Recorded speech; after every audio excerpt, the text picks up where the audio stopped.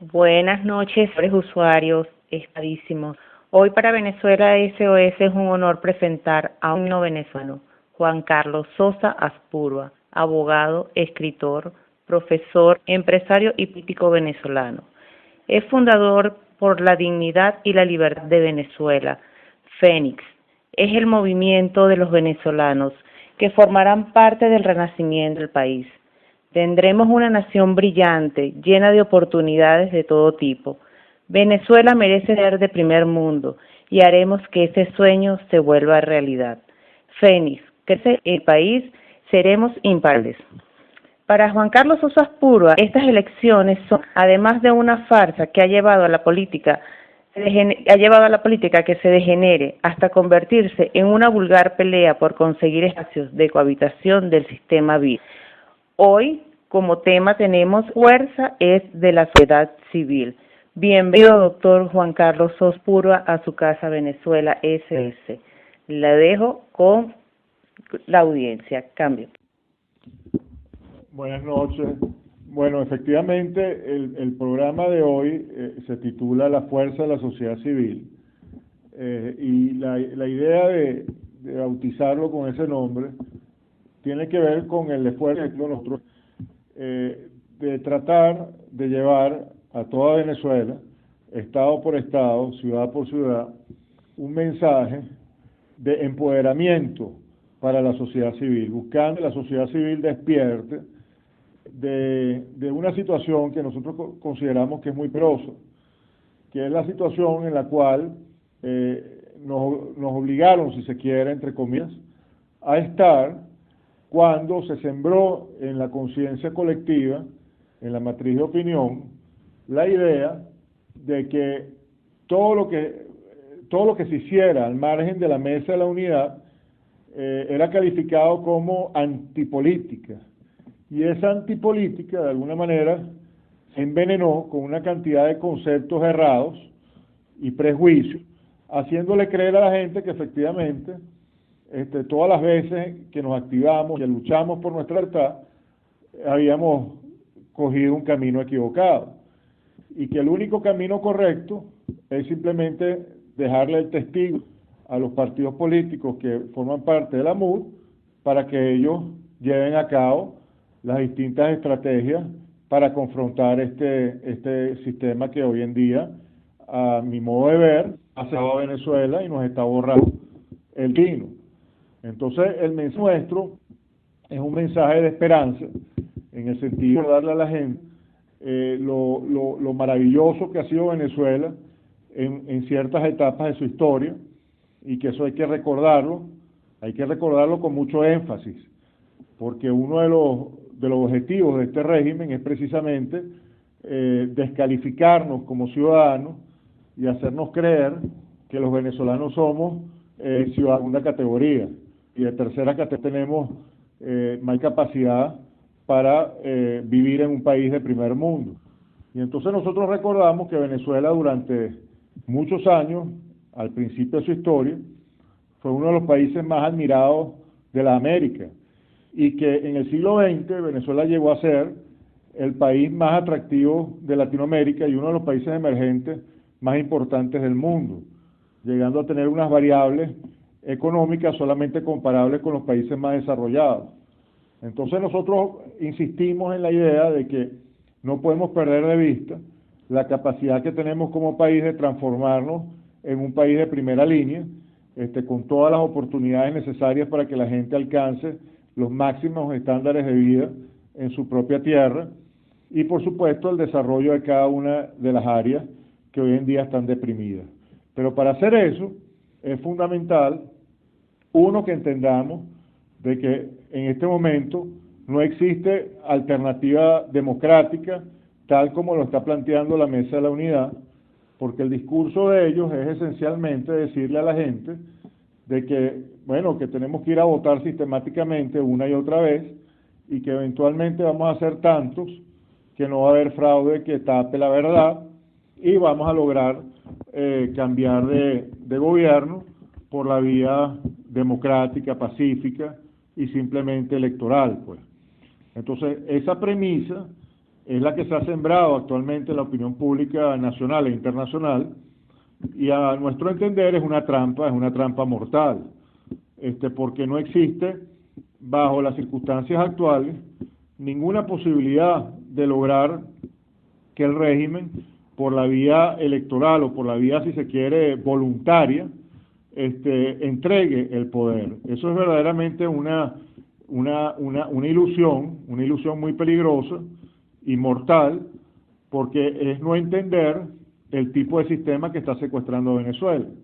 Es decir, cuando uno comprende que lo que tenemos en el poder es un régimen que llegó para quedarse en el poder y no entregarlo, que los regímenes comunistas, dictatoriales y tiránicos, que además tienen asociaciones con el terrorismo internacional y con el narcotráfico internacional, bajo ninguna circunstancia va a entregar el poder voluntariamente. Allí entonces nos tenemos que dar cuenta que el poder lo tiene la sociedad civil y no el sistema político formal. Porque si el sistema político formal tuviese la intención de confrontar verdaderamente al régimen, ya habría hecho con la cantidad de violaciones a los derechos humanos y a la Constitución que sistemáticamente ocurren en Venezuela. Es decir, nosotros no necesitamos una elección más que nos hagan fraude para salir a protestar, cuando ya esos fraudes se han acumulado desde el año 2004. Todas las personas que han investigado a fondo el Consejo Nacional Electoral y los procesos electorales que han habido desde el referéndum revocatorio han determinado que existen suficientes pruebas para demostrar que todos esos procesos han sido fraudulentos. Y sin ir más lejos, el proceso de abril presidencial de 2013 fue absolutamente fraudulento desde todo punto de vista. Desde la candidatura de Maduro, que no podía ser candidato a presidente porque era el vicepresidente en ese momento, hasta, por supuesto, todo lo que fue el proceso, las trampas que se cometieron, las alteraciones al registro electoral y, por supuesto, el cambio de los resultados. Ese fraude ya se cometió, y sin embargo los políticos de la Mesa de la Unidad decidieron olvidarse de ese fraude y seguir su carrera electoral, en donde ellos de alguna manera siguen capitalizando y siguen logrando cohabitar y convivir con este sistema equivocado, un sistema absolutamente vil y criminal, pero que a ellos les ha permitido, bueno, ocupar unos espacios y hacer el tipo de política que ellos saben hacer, que bueno, básicamente limpiar una alcantarilla de vez en cuando, de repente construir una escuela, a lo mejor hacer una cancha de basquetbol, a lo mejor ir a un ranchito y abrazarse con una viejita y decirle que no se preocupe, que eventualmente le va a llegar una ayudita para que arregle el techo. Ese es el tipo de política que está haciendo la MUD, pero no se está confrontando los grandes problemas que tiene Venezuela, como por ejemplo la entrega de la soberanía, como por ejemplo la ocupación del territorio nacional por parte de agentes foráneos que están cometiendo delitos, como el caso de la narcoguerrilla colombiana, la entrega de todo el patrimonio nacional hipotecándolo por futuras generaciones, como es el caso del petróleo, del hierro, del oro, de la bauxita y de tantos otros minerales que están comprometidos hoy en día en una explotación que nadie controla y que por supuesto no está beneficiando para a los venezolanos. Entonces tenemos un sistema productivo completamente destruido, la empresa privada está prácticamente desaparecida, tenemos un exilio de millones de venezolanos que ya no encuentran futuro en Venezuela, y sin embargo, bueno, el tipo de política que se hace no aborda ninguno de esos problemas, sino que simplemente se limitan a decirle a la gente que vaya a votar cada cierto tiempo, ¿no? Entonces, bueno, nosotros pensamos que la única solución que tenemos es que nos organicemos como sociedad civil a nivel nacional, logremos posicionar en la matriz de opinión la idea de que la vía electoral es una y que existen unas vías alternativas que son perfectamente legítimas y además están amparadas por la misma Constitución, porque la Constitución nos dice claramente que nosotros tenemos el derecho y el deber de oponernos y desconocer cualquier forma de gobierno que viole sistemáticamente los derechos humanos, que viole la Constitución y que sea contraria a los valores republicanos. Yo creo que esos supuestos hechos están completamente presentes y dados sin ninguna duda. Entonces ya está en el escenario nacional, ya está todos los presupuestos hechos necesarios para que la sociedad civil se organice y exija la restitución del orden constitucional. Entonces, básicamente nosotros lo que queremos es que el país entero entienda esta realidad y se una con nosotros en este gran clamor nacional de exigir la restitución del orden constitucional. Cuando hagamos eso, y eso sea un clamor nacional, entonces estamos convencidos que se irán activando una serie de procesos importantes para lograr la libertad. Para empezar, nosotros sabemos que tenemos aliados en todas y cada una de las instituciones que hoy en día están secuestradas por el régimen. Esas instituciones que, bueno, que están conformadas por los millones de funcionarios públicos que existen en Venezuela y por supuesto por los militares, son instituciones que tienen a venezolanos decentes hoy en día llevando una procesión por dentro. Tienen que soportar lo inaceptable.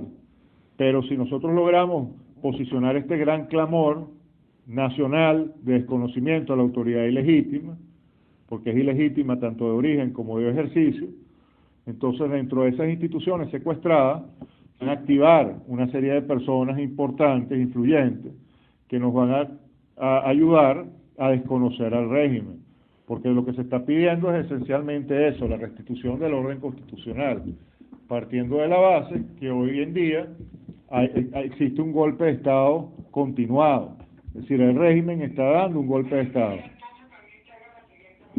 Ese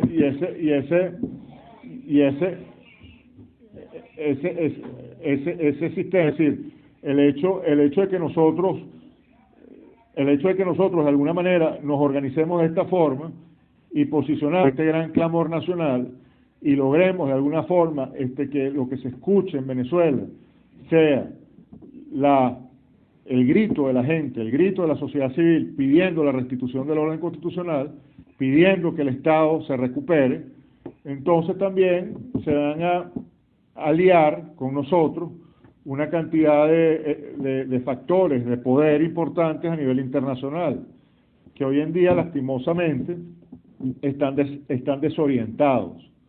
Hoy en día muchos de esos factores internacionales se les ha dicho de que la salida es electoral. Entonces activan procesos de colaboración con la supuesta oposición en Venezuela, pero son mecanismos que más bien nos perjudican, porque siembran en la conciencia internacional la idea de que en Venezuela existe la posibilidad de lograr una salida por la vía electoral. Y tal como están dadas las circunstancias en Venezuela, vuelvo e insisto, no es posible una salida electoral. Y ni siquiera, y escúchense bien esto que voy a decir, ni siquiera es éticamente correcto plantear unas elecciones en este contexto.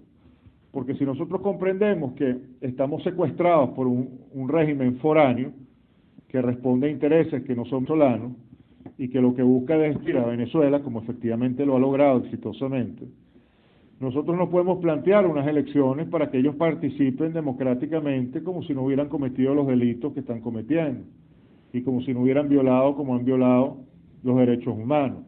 Entonces, permitirles a ellos la libre participación en unas elecciones y la constitución de un supuesto parlamento donde uno va a dialogar con ellos como si no hubieran cometido los crímenes que están cometiendo y que han cometido, a nuestro entender también eso es poco ético y es una desnaturalización del problema. Es decir, es poco serio, porque si se comprende la gravedad del problema, también se debería entender de que con este tipo de criminales no se puede hacer un escenario democrático normal, en donde, por ejemplo, va a existir un parlamento en donde vamos a discutir las ideas y vamos a hacer leyes que van a ser respetadas por las instituciones, etcétera, etcétera. Eso es lo primero que tiene que entender la gente, que éticamente no es correcto plantear eso, y tampoco es realista, porque vamos a suponer que efectivamente la MUD alcanzara la mayoría en la Asamblea Nacional. ¿Qué lograría eso? Sacan unas leyes que van, por ejemplo, a cambiar el Consejo Nacional Electoral y van a cambiar el Tribunal Supremo de Justicia y van a cambiar la Contraloría y van a cambiar la Fiscalía. Entonces la gran pregunta que uno se hace, ¿el régimen lo va a permitir? ¿Ustedes sinceramente piensan que el régimen lo va a permitir? Entonces no lo va a permitir, ¿verdad? Y al momento en que no lo permita, al momento en que viole esas leyes, no estaríamos igual que actualmente, donde tenemos un régimen que viola la ley continuamente todos los días. Entonces, si los políticos estarían dispuestos en ese momento a reaccionar, a hacer que bajo todas circunstancias se cumplan las leyes, ¿por qué no lo hacen ahorita? ¿Por qué no lo hicieron en abril de 2013 cuando se robaron las elecciones como se las robaron? ¿Por qué no lo hacen cuando se ven claramente la violación a los derechos humanos? Porque no tienen intención de hacerlo. Entonces, cuando uno comprende eso, también llega a la conclusión de que la única solución que tenemos es la organización de la sociedad civil, que ante un escenario tan dramático como el que vive Venezuela, todos tenemos que hacer política. Todos los venezolanos tenemos que ser políticos, como decían los griegos.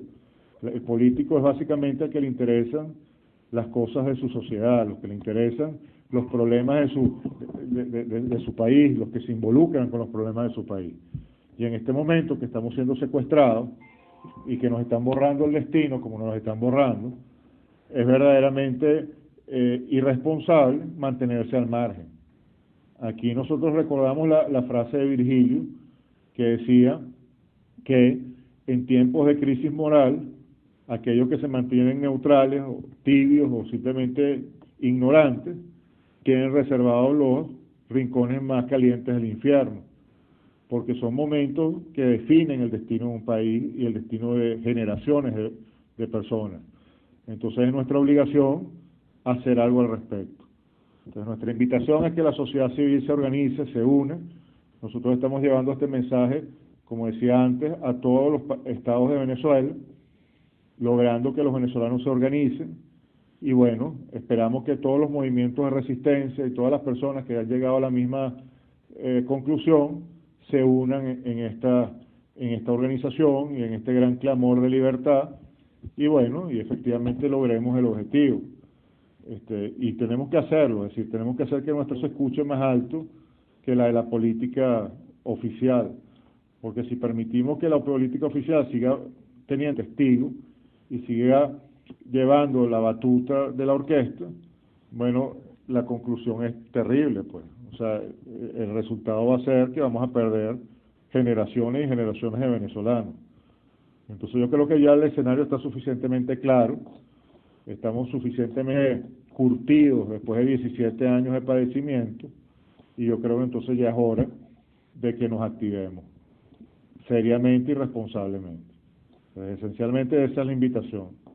Ahora, bueno, me encantaría escucharlos a ustedes, responder sus preguntas y sus reflexiones. Cambio. Bueno, comenzamos con la primera ronda de preguntas. Van a ser 5 preguntas, como se los comenté, que sean breves y precisas. Dejo el canal abierto para los usuarios. Y muchas gracias, Juan Carlos. Cambio. Buenas noches, doctor Sosa, por acá, Guayana 276.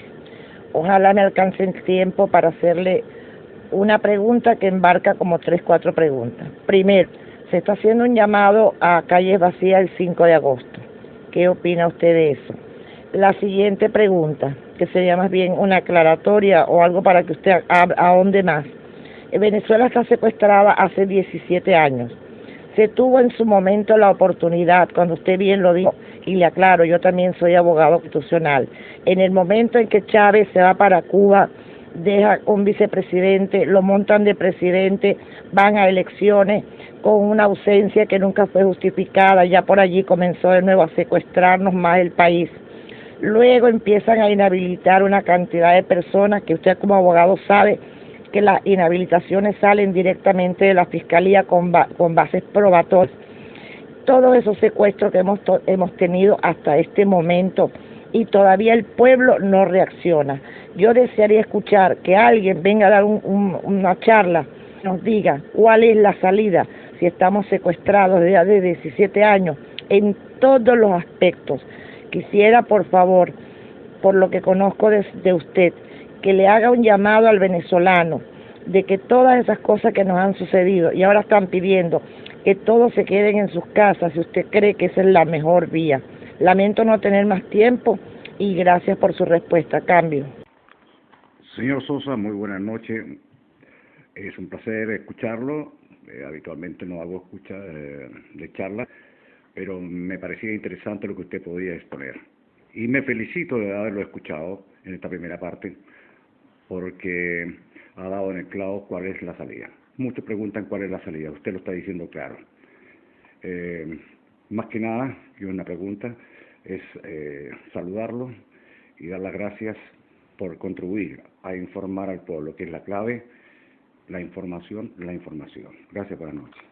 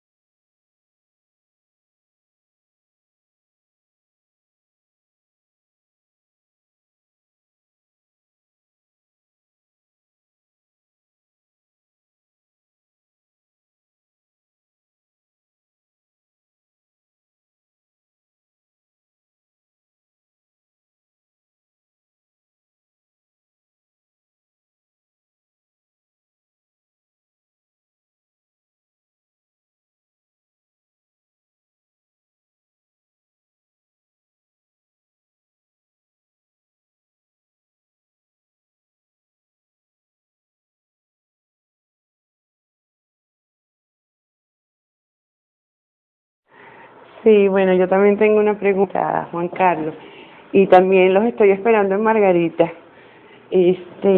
Precisamente, por ahí va mi pregunta. Quisiera saber cómo son las asambleas que están haciendo, qué tipo de organización están promoviendo en los diferentes estados y qué podemos hacer para participar, para convocar, ayudar o promover, y si tienen alguna logística de organizativa en este sentido, algún registro, etcétera.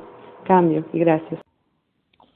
Bueno, les voy a responder las primeras tres secciones y preguntas para agilizar un poco la cosa, ¿no? Con respecto a lo de quedarnos en nuestra casa y esas convocatorias abiertas, me parecen buenas ideas. Efectivamente, ese tipo de acciones son fantásticas si se logran articular bien, ¿no? Ese es el tipo de desconocimiento, el tipo de rebeldía que nosotros tenemos que activar, que es una rebeldía pacífica, es una rebeldía que no pone en riesgo la vida de nadie y que efectivamente daña el blanco a la hora de transmitir el mensaje de hastío y de desconocimiento de la autoridad. El único detalle que yo veo en este tipo de convocatorias es que se hacen de manera abierta, sin que exista un trabajo, a mi modo de ver, de organización que efectivamente logre un poder de convocatoria lo suficientemente representativo. Entonces el temor que a mí me da con esas convocatorias abiertas es que si no llegan a nada por esa falta de organización, entonces bien pueden transmitir los mensajes equivocados, podrían transmitir la idea de que la gente no le interesa ese tipo de desconocimiento, que la gente está apática, y que la gente ya no le importa nada, y entonces esa idea empieza a circular y desmoraliza innecesariamente a la gente, ¿no? Ataca la moral, el espíritu de la gente. Entonces, yo tendría mucho cuidado en hacer convocatorias abiertas. Yo no soy muy amigo de eso. Por eso es que yo insisto en que antes de organizar acciones concretas, es necesario y fundamental que todos colaboremos, y aquí es lo que cada quien puede hacer desde ya, todos colaboremos a fortalecer una matriz de opinión para que se escuche un clamor nacional de manera natural. Es decir, nosotros tenemos que lograr que lo que se lea en las redes sociales, lo que se escuche en las reuniones familiares, lo que se oiga en la calle, sea esa necesidad de conocer al régimen por ilegítimo y la convicción de que no hay salida electoral. Si nosotros no logramos posicionar ese mensaje desde el punto de vista de la narrativa del país, y eso es un trabajo que podemos hacer de manera pacífica, de manera privada, nadie tiene que hacer su vida innecesariamente, es algo que todos podemos hacer teniendo los teléfonos, teniendo nuestras computadoras, teniendo nuestras amistades, nuestros relacionados, nuestros amigos, nuestros clientes, etcétera, etcétera. Es decir, nuestra boca, lo que llaman la radiobemba, eso es algo que puede hacer cada quien y que puede hacer desde ya. Por ejemplo, pueden ayudarnos a organizar las charlas que nosotros organizamos a nivel nacional, es decir, por ejemplo, el que viva en Barinas y tenga un grupo de gente, de repente organizar a esa gente para invitarnos allá y hacerles una asamblea, hacerles una presentación, y entrar en contacto personal para organizarlos y transformarlos en activistas de estas acciones, de esta narrativa. Ese es el tipo de cosas que podemos hacer ahorita. Eso es lo que yo llamo la primera tarea. La primera tarea es esa, contribuir a crear la narrativa nacional. Y por eso que nosotros estamos haciendo sistemáticamente estas charlas, estas presentaciones a nivel de todos los estados de Venezuela. Porque pensamos que lo primero es revelar la farsa, es decir, que la gente entienda cuál es el problema del país, porque aunque parezca increíble, muchísima gente no ha comprendido todavía la naturaleza del régimen que secuestra a Venezuela, porque es gente que está en su día a día, en su trabajo, en su vida cotidiana, y lo único que recibe como mensaje político es lo que le dice la Mesa de la Unidad. Entonces tienen dos alternativas, lo que le dice la Mesa de la Unidad o lo que le dice el PSUV. Y por supuesto, todo el que quiera libertad, entonces simplemente escucha el mensaje de la Mesa de la Unidad, y ese mensaje, bueno, es el mensaje de la política tradicional. Entonces mucha gente está enmarcada en ese, claro, por decirlo de alguna forma, está encajonada en ese tipo de pensamiento. Entonces cuando nosotros hacemos las presentaciones nos damos cuenta que muchísima gente por primera vez escucha una cantidad de cosas que ya debería conocer desde hace muchos años, pero que la narrativa del país, las matrices de opinión, la gente que mueve, que influye en la opinión pública, no les ha dicho, porque lo que ha hecho es mentirle o simplemente no hablar de estas cosas, pues. Entonces, nosotros hacemos estas presentaciones y lo primero que hacemos es revelarle a la gente la tragedia en la cual estamos imbuidos, ¿no? Que va más allá de un mal gobierno. Entonces, hacemos toda la explicación de lo que es. Y después, entonces, la gente por su propia inteligencia llega a la conclusión de que si eso es así, como nosotros lo estamos diciendo, evidentemente no hay salida electoral. La gente naturalmente entiende eso cuando comprende el problema. Y entonces, una vez que comprenden eso, nosotros invitamos a que todos aquellos que nos están escuchando se conviertan en activistas del mensaje, que contribuyan a fortalecer esta narrativa y esta visión de las cosas, y a los líderes que de alguna manera promueven este mensaje. Entonces hablamos de los jóvenes de Venezuela Futura, hablamos de la gente de Salva tu Voto, hablamos de la gente del Movimiento Orden, hablamos de una cantidad de líderes jóvenes que están por allí con este mensaje, haciendo trabajo político, y que bueno, que es importante que la gente los conozca y les dé fuerza a sus liderazgos, para que comience entonces a surgir en el escenario nacional un nuevo liderazgo político que sea capaz de conducir a Venezuela por los caminos correctos que van hacia el objetivo de la libertad.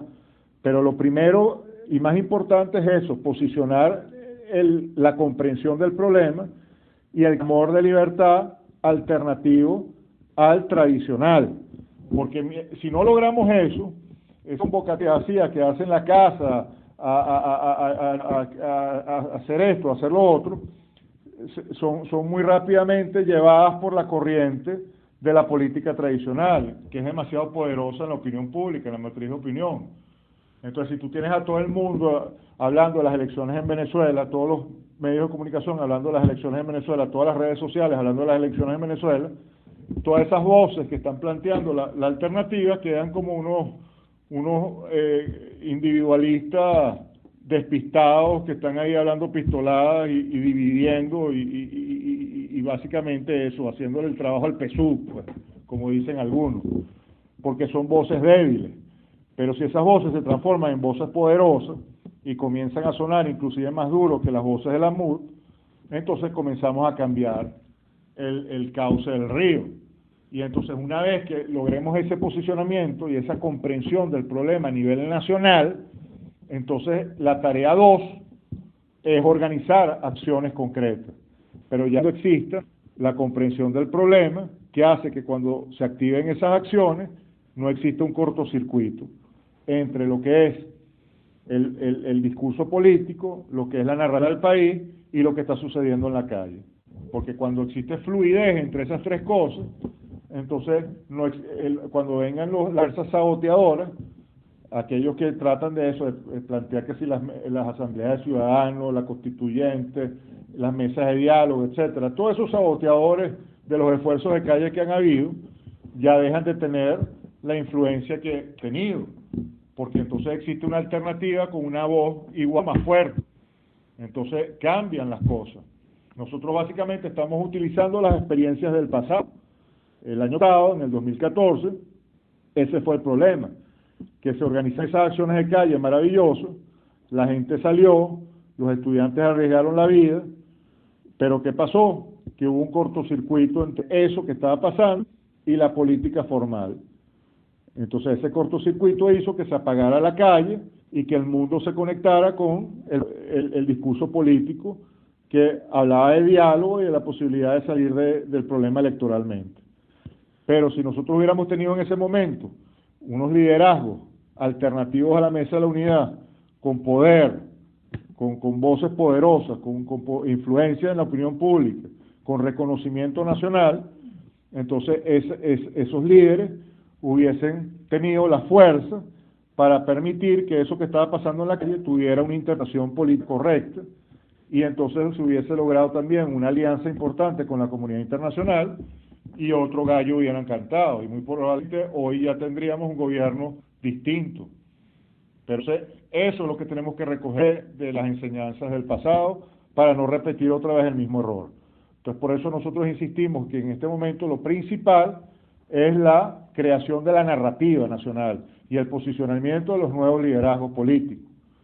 Y eso se puede hacer en un tiempo realmente corto si efectivamente todos nos abocamos a ese trabajo.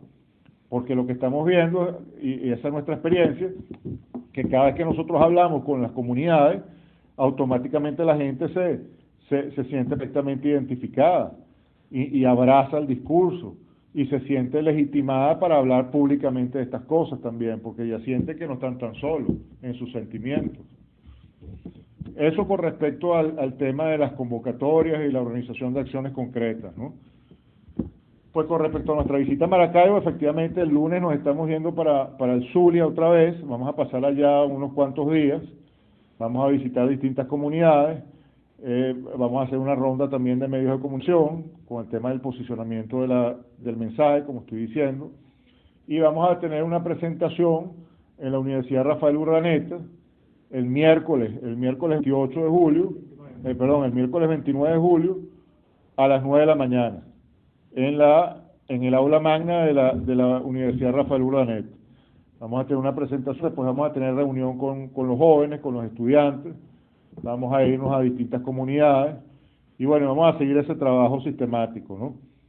La visita al estado de Nueva Esparta también se está organizando, todavía no tiene fecha concreta, pero sí sabemos que va a ser en las próximas semanas, si Dios quiere.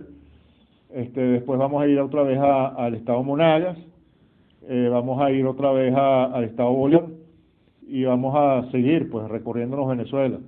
Queremos ir, por supuesto, lo más tempranamente posible también otra vez a Maracay, queremos ir a Barinas, queremos ir a Anzoátegui, en fin, queremos ir a todas partes.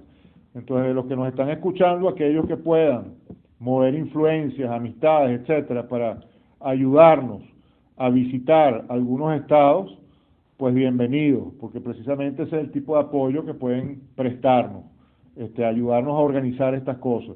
¿Cómo se hace? Así, hasta ahora se ha hecho así, la gente de las distintas comunidades, la sociedad civil, se ha organizado por su propia iniciativa y entonces, bueno, nos invitan y básicamente nosotros vamos atendiendo a las invitaciones de las personas de las mismas comunidades. Y entonces allá pues nos reciben, esas mismas personas se mueven para organizar las visitas a los medios de comunicación, entonces hablan con la prensa, con la radio, con las televisoras, etcétera, y entonces hacemos las distintas rondas, ¿no? Lo importante de todo eso es que de todas esas experiencias salen videos que son, bueno, los que ustedes han visto que están recorriéndose las redes sociales, y esos videos tienen una gran fuerza de penetración.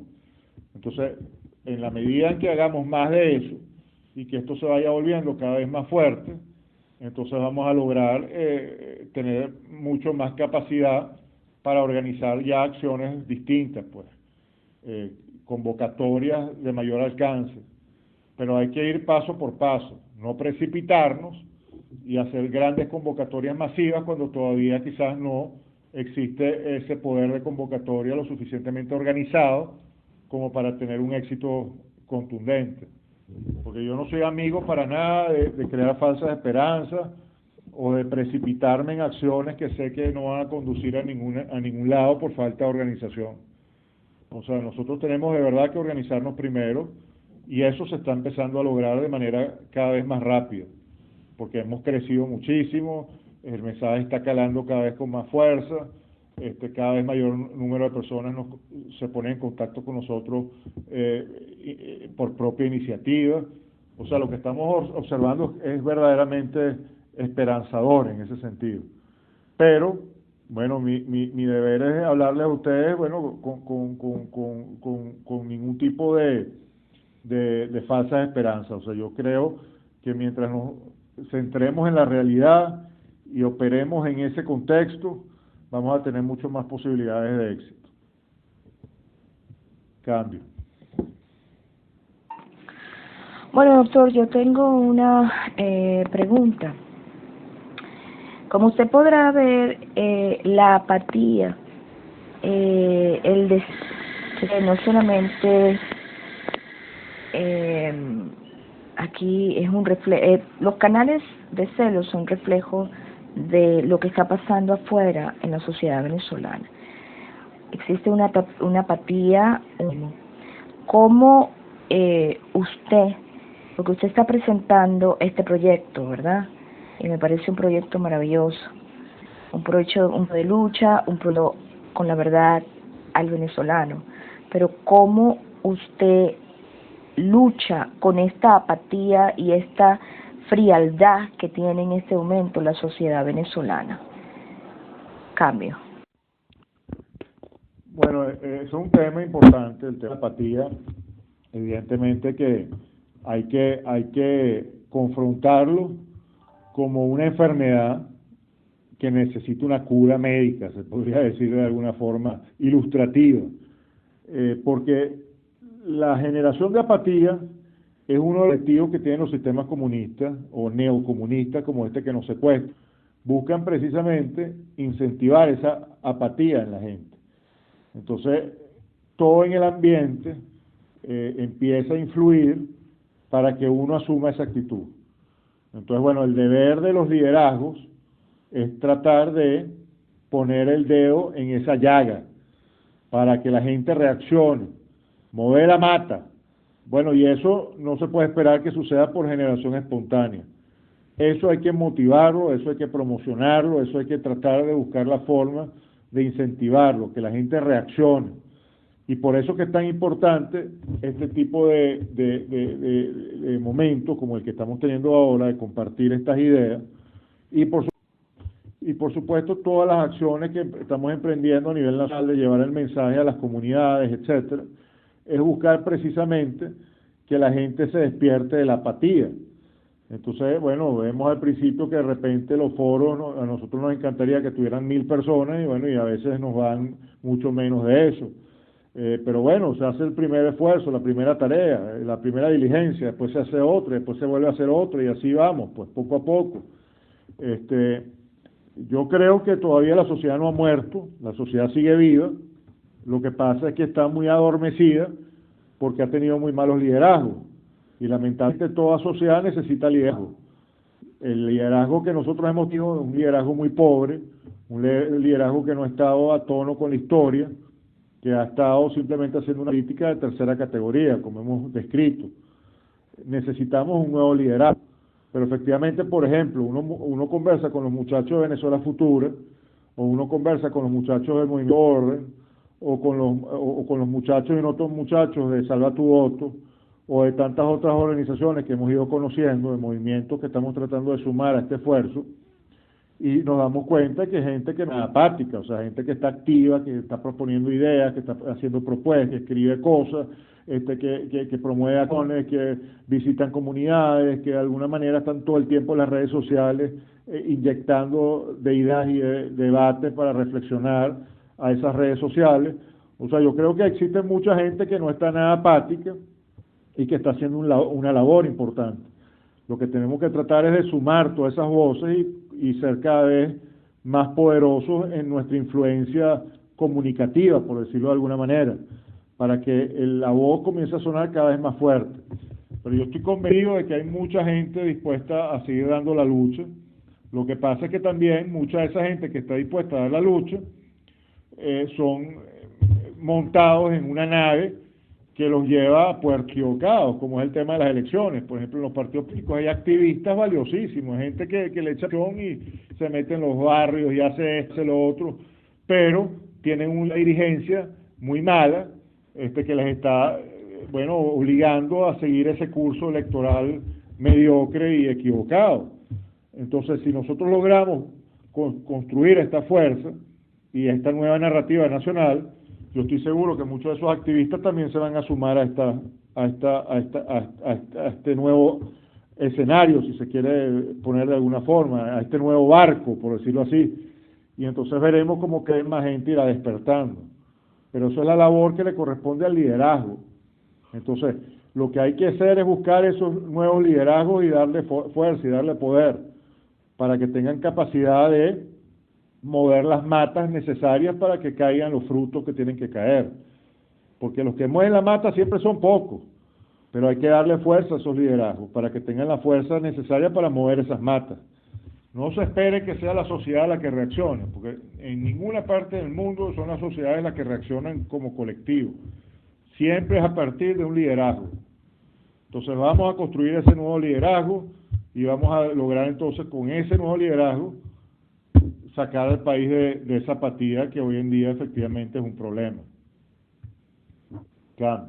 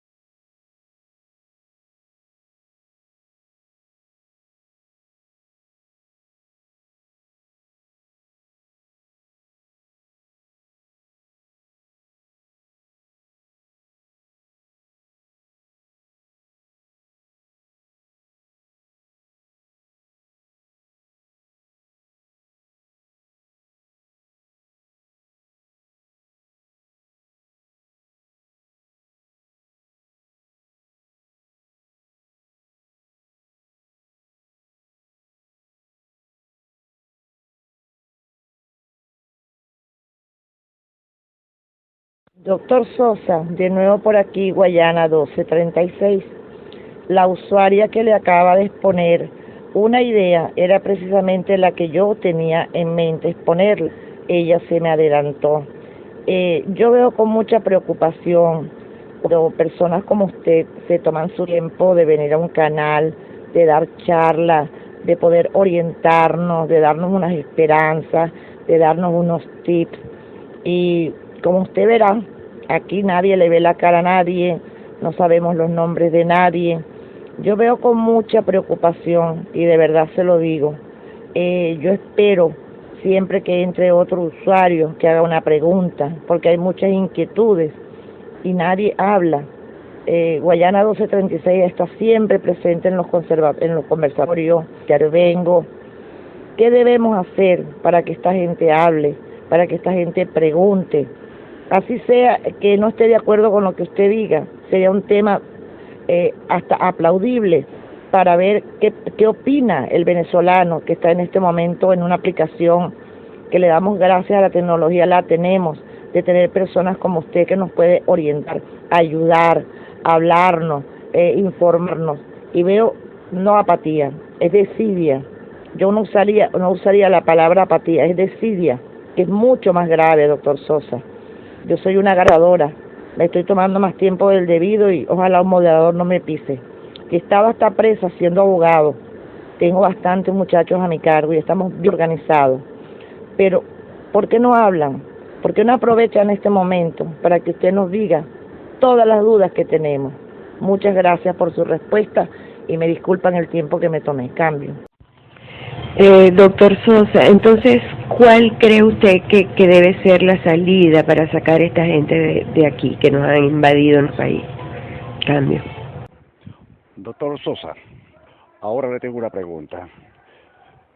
No sé cuánto usted cree que conoce esos posibles líderes dentro de la civilidad, conocen del Foro Sao Paulo. Y si usted tiene alguna alternativa, ¿cómo salir a buscar ese líder? En estas circunstancias, el Foro Sao Paulo domina no solamente Venezuela, toda América Morena, que está en manos del narcocomunismo. Yo le voy a poner una pregunta más. Doctor Sosa, aprovechando el pie de página que me da el señor Feller, de allá de Chile, nosotros sabemos que el proyecto que está montado en el gobierno actual de Venezuela es un gobierno aislado del resto del hemisferio. Cada vez que nosotros tocamos el tema y es forzado a hablar sobre nuestros vecinos, nosotros vemos que en particular el venezolano tiende a apoyar que estos regímenes se mantengan en otros países. La pregunta mía va a tiempo. Si tenemos que tratar primero de informarle al público sobre el proyecto en sí que está montado en Venezuela y por qué debe irse, y luego que lo entiendan, es que vamos a comenzar a trabajar para cambiar el régimen. Dígame en tiempo, ¿cuánto piensa usted que vamos a tardar en ese proyecto? Y no solamente cuánto tiempo, sino si piensa que el régimen nos va a permitir la facilidad en tiempo, y sigo con la palabra tiempo, para que lo hagamos, para que hagamos el cambio que debemos hacer, cambio. Bueno, con respecto a lo de desidia en vez de apatía, bueno, claro que sí, yo creo que las dos cosas son muy comunes y van de la mano, es decir, hay mucha desidia, efectivamente, han sido 16 años muy duros, pues han sido 16 años de mucha traición, de mucha desilusión, de mucho descorazonamiento. Ha habido un desangre importante de venezolanos que se han ido, el exilio ha sido brutal, y bueno, son familias que se han disgregado, y eso también tiene un impacto en la psique, tiene un impacto en las emociones, tiene un impacto en las actitudes de las personas. Todo esto que estamos viviendo es consecuencia de 16 años, es que no son 3 años, son 16 años, es casi una generación ya que tenemos en esto, ¿no? Y han sido situaciones complicadas, porque históricamente en estos 16 años han ocurrido momentos mucha lucha y de mucha esperanza, donde la gente ha estado muy cerca, sintiéndose muy cerca de cambiar al régimen, y sin embargo hemos vuelto a lo mismo, ¿no? Entonces todo eso mella el espíritu, evidentemente. O sea, no se puede tampoco culpar a la gente de manera tan categórica, porque hasta cierto punto, bueno, desde el punto de vista psicológico es comprensible que eso esté pasando, es decir, que ese nivel de desidia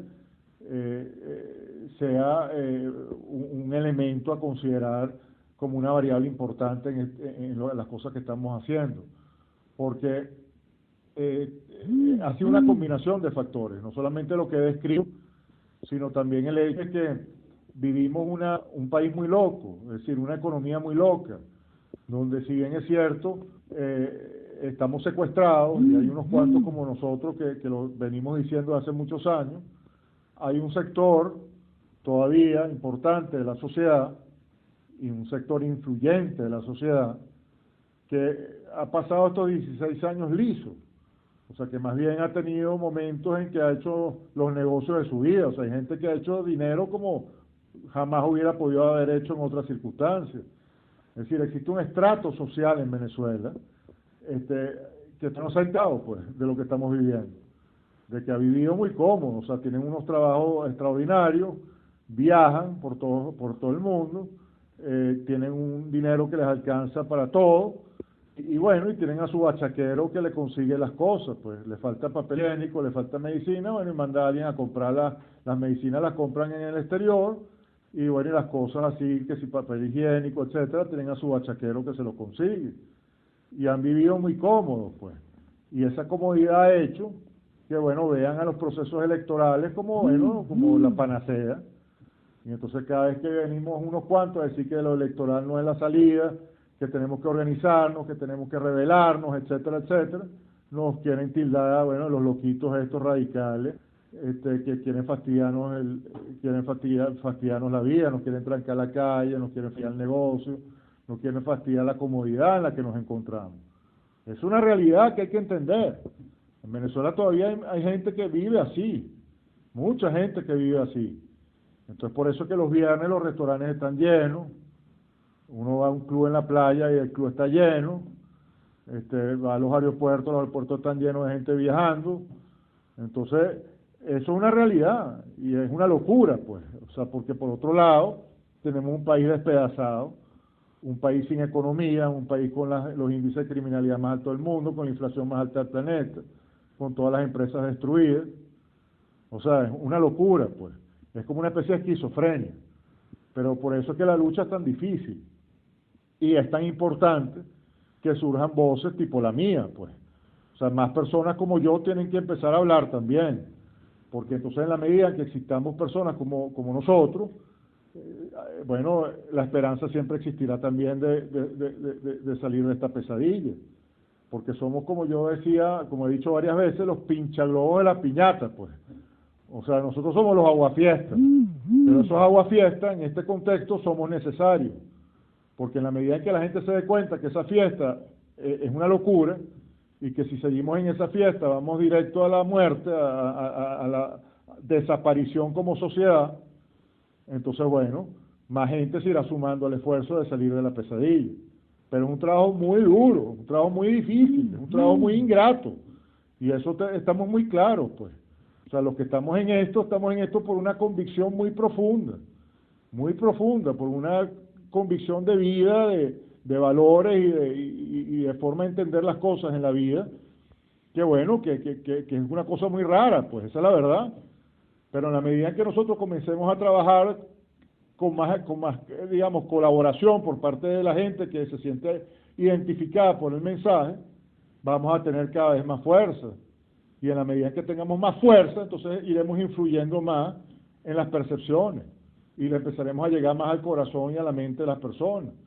Y entonces cambiaremos la historia. Yo estoy convencido de eso, pero es un trabajo muy arduo, un trabajo muy difícil, de mucha resistencia, por eso que se llama resistencia, porque hay que resistir todos esos obstáculos que estamos mencionando, la apatía, la desidia, la comodidad, el hecho de que la gente no quiere ver la realidad, etcétera, etcétera, etcétera. Eso con respecto al tema de la desidia. Después el tema del Foro de Sao Paulo, bueno, es algo que nosotros también hemos denunciado hasta el cansancio.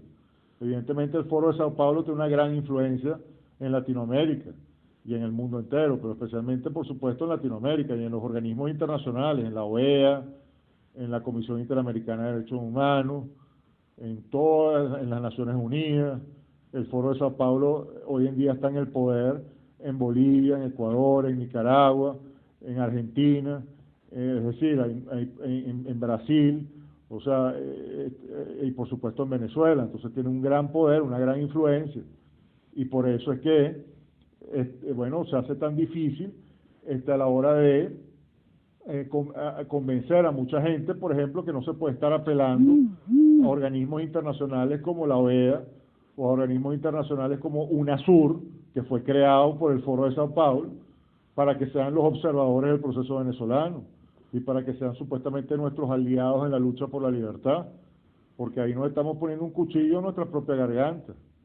Entonces lo primero que nosotros hacemos precisamente es buscar que la gente entienda lo que es el Foro de Sao Paulo, quiénes lo representan, por qué es tan tenebroso ese organismo creado por Fidel Castro y por qué esta lucha la tenemos que dar, somos los venezolanos. Y ya los aliados internacionales se van sumando, pero esto es un problema de venezolanos que tenemos que resolver los venezolanos. Usted que está muy claro, muy importante que eso esté claro. Y bueno, yo creo que básicamente esas son las preguntas. Si hay otras, con mucho gusto conversamos sobre eso. Cami. Muy buenas noches, doctor Sosa, gusto saludarle. Doctor Sosa, en base a ese comentario que usted acaba de mencionar y con ánimo de exponer un poco a todos estos cohortes del desastre venezolano, dígase los presidentes de la mayoría de los países latinoamericanos, hoy escuché por estos medios alguien que dijo que han comenzado a surgir las listas de las personas o los presidentes actuales que recibieron dádivas directamente de la administración o de este grupo de muérganos.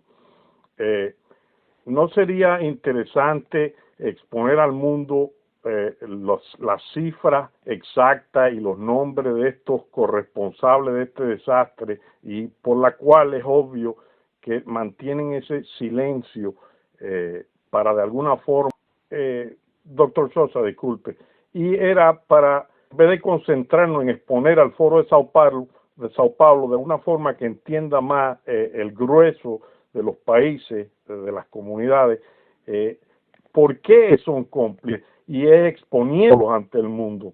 Cambio. Doctor, buenas noches.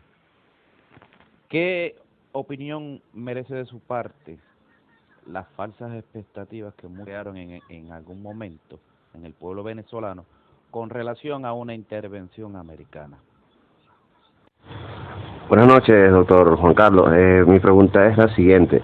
En el supuesto escenario de que se obtenga gran mayoría por parte de la supuesta oposición, ¿cuál sería la asunción del proyecto Fénix ante esta acción? Gracias.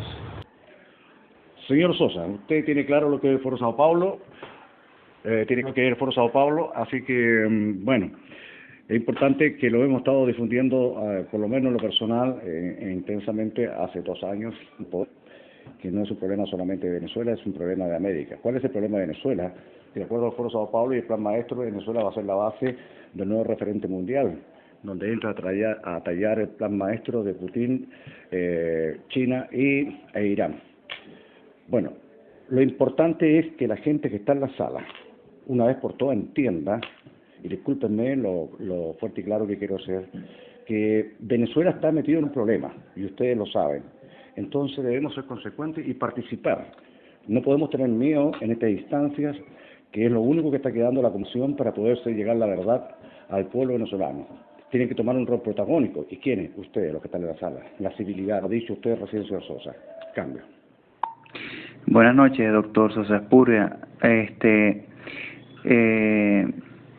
La pregunta mía es la siguiente. Viendo las variables económicas actuales que hay, se habla de una inflación acumulada de 625%, ya un dólar que ronda cerca de los 700.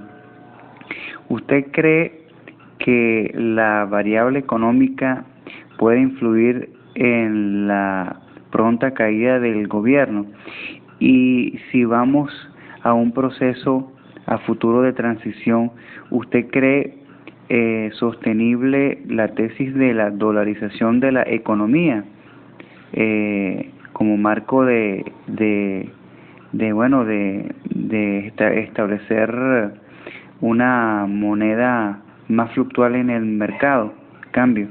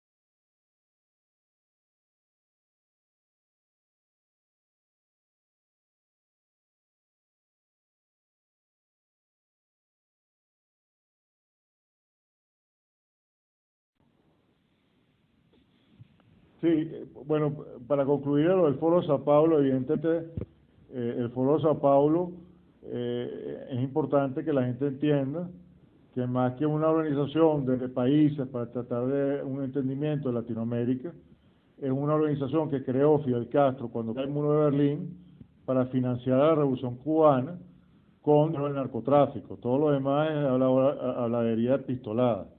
Se creó una junta directiva en ese momento que estaba formada por guerrilleros y narcotraficantes, y durante mucho tiempo Cuba se financiaba principalmente por el dinero de la narcoguerrilla, o sea, por la droga, básicamente.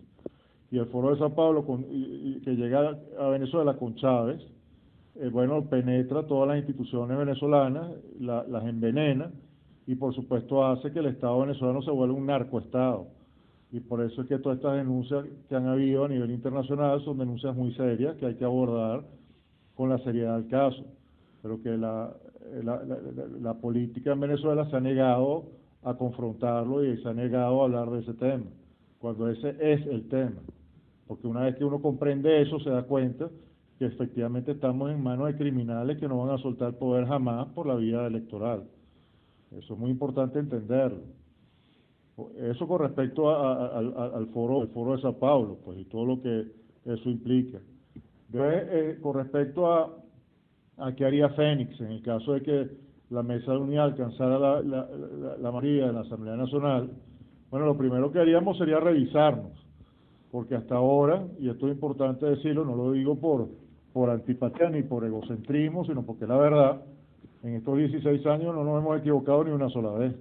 Todo lo que hemos dicho se ha cumplido al pie de la letra. Todos nuestros diagnósticos se han cumplido exactamente como los planteamos. Entonces, bueno, sería la primera vez que nos equivocaríamos de plano, y eso tendría que ser sometido pues a una profunda revisión. Pero yo insisto, aunque la Mesa de la Unidad lograse la mayoría, que no la va a lograr, porque el régimen no se lo va a permitir jamás en la vida, así vaya a votar hasta el mosquito del charco más lejano del territorio nacional, no va a permitir el régimen perder un símbolo tan importante como la Asamblea Nacional. Pero en el supuesto negado que lo hiciera, estamos en las mismas. La Asamblea Nacional, entonces, con la mayoría de la MUD, trataría de sacar unas leyes para cambiar la configuración de ciertas instituciones del Estado, y el régimen no se lo va a permitir. El régimen va a hacer una cantidad de violaciones para evitar que eso se cumpla. Y entonces estaríamos en el supuesto en que nos encontramos actualmente, con un régimen violando directamente las leyes, violando directamente la Constitución, e igual habría que confrontarlo por una vía distinta a la de simplemente pedirle permiso. Porque si le seguimos pidiendo permiso al régimen para hacer las cosas que tenemos que hacer, se nos da la vida en eso. Entonces, bueno, esa sería mi respuesta. Lo primero que tendríamos que hacer es revisarnos, pero eso para nada cambiaría el escenario que hemos descrito. O sea, seguiríamos secuestrados por un Estado, por un narco régimen que no va a entregar el poder por la vía pacífica, por la vía voluntaria institucional, sino que lo va a hacer a la fuerza, y solamente la sociedad civil puede exigírselo por la fuerza, a través de una organización pacífica, en la cual nosotros, por la vía de esa organización, logremos desconocer su autoridad y obliguemos a que se desencadenen acontecimientos que permitan que de alguna u otra forma el régimen necesariamente tenga que entregar el poder. Con respecto al asunto, la tercera pregunta era, ahora la última pregunta era sobre la economía. La economía y el tema de la dolarización y lo que yo pienso de lo que está pasando. Evidentemente, yo creo que una medida como la dolarización de la economía es una vía rápida y fácil que en el fondo no soluciona para nada el problema estructural que tenemos. O sea, porque básicamente el problema que tenemos es un problema estructural porque se está aplicando un modelo completamente equivocado. Si nosotros logramos tener un gobierno que ejecute una política económica, y eso ¿qué significa? Una política fiscal, una política monetaria, una política comercial, una política petrolera, que esté en sintonía con el deber ser, es decir, con las normas naturales, con las leyes naturales de la economía, no habría ninguna necesidad de dolarizar.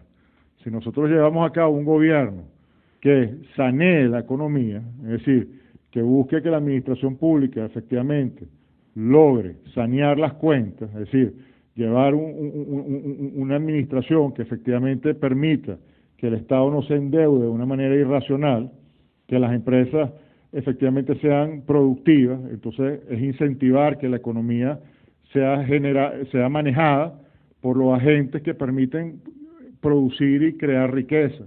Entonces, ¿cómo se logra eso? Bueno, no interviniendo en la economía, sino dejando que sea el sector privado el que desarrolle todos los sectores productivos de la economía, como son el energético, el turístico, el telecomunicaciones, infraestructura, aeronáutica, todos los servicios, es decir, todo aquello que genere riqueza tiene que estar de la mano de empresas competitivas, productivas, que permitan, bueno, que haya pleno empleo y que se genere riqueza. Y entonces también que exista un control del Estado, que el Estado simplemente devengue una renta por esa actividad productiva y que esa renta entonces se administre de una manera correcta para que no se perjudiquen las variables económicas. ¿Cómo? Bueno, el Banco Central de Venezuela tiene que tener autonomía para que no esté imprimiendo dólares, para que no esté imprimiendo billetes inorgánicos, moneda que no tiene valor, sino que todo bolívar que se imprima tenga un respaldo en Producto Interno Bruto de bienes y servicios, es decir, que exista efectivamente una economía productiva y eliminar los controles de cambio, que exista una tasa completamente libre, que el venezolano tenga la libertad de cambiar su moneda como le da la gana, porque al final del día, si se genera una economía sana y se genera efectivamente confianza en el país, la gente va a querer invertir en Venezuela de manera natural. Los controles se establecen para generar artificios. Cuando no existe confianza en la economía, cuando la gente no quiere invertir en su país, porque sabe que no tiene sentido ahorrar en su país, porque la inflación se come el valor de la moneda, se come el valor del trabajo, se come el valor del sacrificio. Entonces la gente busca refugiar sus bienes en moneda dura, en otros países. Pero si nosotros logramos establecer unas políticas públicas que produzcan confianza y que produzcan la necesidad más bien de invertir en el propio país, porque existe la posibilidad de crecer y de generar bienestar y de hacer efectivamente un patrimonio, entonces la misma economía se sanea por sí misma, es decir, porque las leyes de la economía son leyes naturales. Eso lo escribió hace muchísimos años Ludwig von Mises en su tratado La acción humana, en donde él básicamente demuestra, sin lugar a dudas, de que la economía responde a leyes naturales, a leyes humanas, al accionar humano. El problema está cuando el Estado se vuelve un minotauro voraz y se empiezan a crear artificios. Cuando el Estado se involucra directamente en la economía de manera artificial y empieza a perjudicar ese accionar humano con leyes y trabas y obstáculos y una cantidad de cosas que hacen difícil la inversión y que hacen difícil generar riqueza, entonces ahí empiezan todas las distorsiones. Entonces la dolarización por sí, si uno no sanea primero todas las políticas públicas y genera el tipo de gobierno que yo estoy planteando, no tiene ningún sentido, porque de nada sirve dolarizarse, al final del día no existe confianza. Igual la gente no va a querer tener su dinero en este país, va a querer sacar su dinero y además no va a existir oportunidad de crear riqueza en Venezuela, tal como están las cosas. Entonces, uno no puede simplemente cambiar una variable en economía, hay que idear y aplicar todas unas políticas públicas macroeconómicas, macropolíticas, que vayan todas sintonizadas en la dirección de, bueno, permitir que la economía fluya para que la gente tenga confianza de invertir y generar riqueza en su propio país y tenga la capacidad de hacerlo. Cambio. Hola otra vez, Juan Carlos. Disculpa, en el momento en que caiga todo este régimen narcotraficante terrorista internacional y estemos en la reconstrucción del país, ¿crees que sería muy pertinente establecer lo que es la validación del voto nulo? Porque la ley electoral obliga a elegir a los candidatos que se lancen, pero ¿y si no nos gusta ninguno? O sea, debería haber una validez del voto nulo para que se anulen estas candidaturas y se hagan nuevas elecciones, así como lo hacen en el Estado colombiano. También, bueno, por ahora esa pregunta, cambio. Doctor, en realidad yo quedé un poco cojo en la respuesta de cómo usted interpretó y minimizó la importancia del foro de Sao Paulo en el problema regional que tenemos en el continente.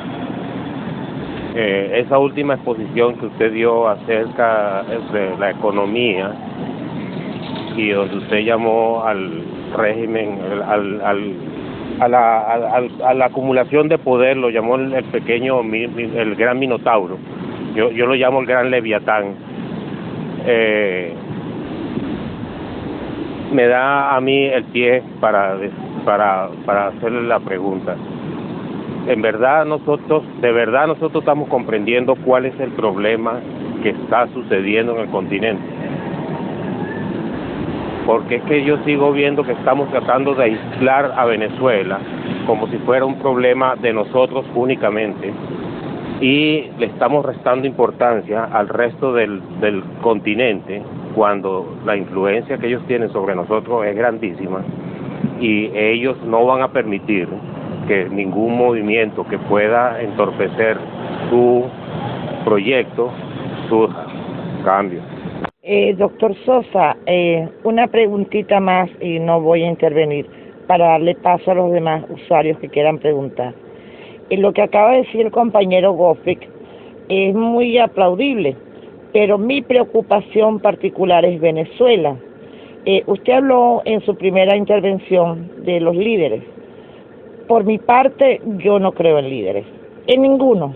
Capriles ya sabemos lo que hizo, Leopoldo está preso, anda por allí María Corina haciendo de las suyas. No hay un líder en Venezuela. Para mí no lo hay. Entonces, no hay un liderazgo, no hay nadie que nos oriente. Aquí el venezolano, y yo me excluyo, el venezolano restante aparte de mi persona, está esperando un Mesías que venga a decir qué debemos hacer. Yo soy de la particularidad de pensar que cada uno de nosotros somos un líder. Entonces, mi pregunta, doctor Sosa, ¿cómo hacemos nosotros si no hay líderes? No hay nadie que valga la pena, no hay nadie honesto a quien nosotros podamos seguir. Tenemos una MUD completamente corroída por el narcotráfico. No hay una persona decente dentro de la parte política venezolana, porque para mí todos pertenecen al régimen. No hay uno que se salve. Todos han tomado parte de la tajada que les corresponda en el momento justo y en el tiempo justo. Entonces, si tenemos 17 años en esta lucha, se salió a las calles, hubo guarimba, se logró un gran paso, sacaron los militares, empezaron a matar muchachos, empezaron a reprimir, la gente agarró miedo y se fue para su casa. Ahora piden que se queden en sus casas, que no salgan a las calles. ¿Qué debemos hacer? Poder tener de nuevo el valor de creer en alguien, en un Sosa Aspurua o en un Rico de los Palotes o cualquiera que salga y me convenza de que yo debo ir de nuevo en un político venezolano para que nos ayude a salir de esta dictadura. Cambio. Bueno, y lo otro que quería preguntar, Juan Carlos, era con respecto a la segunda vuelta en elecciones. Modificar esto en esta reconstrucción nacional sería también importantísimo, puesto que ya estaría, al igual que en el voto nulo, que con el voto nulo, invalidando a las personas que no se merezcan ni siquiera estar en candidaturas presidenciales o gubernamentales o de cualquier nivel político. Cambio. Ok, bueno, Carlos, la inquietud de la usuaria guayana me da pie a hacer una reflexión y una pregunta. Yo creo que hay mucha gente que no quiere ver la realidad. A mí me asombra mucho que todavía por acá, por estos medios, donde hemos tenido tanta información a la mano, estemos preguntando a los invitados cuál es la salida. No nos dedicamos a informar lo que realmente tenemos que informar. Cuando nos metemos por aquí, por estos por horas del día, la gente está hablando de la harina pan, de la escasez, de tantas cosas que de verdad, y no quieren hablar de Smartmatic, por ejemplo, no quieren hablar del Foro de Sao Paulo. Entonces, en vista de eso y sabiendo toda la información que ya manejamos, nosotros que somos una especie de activistas, creo que debemos avanzar. Entonces, ¿cuál o cómo debe ser nuestro mensaje específicamente y en qué distracciones no debemos caer?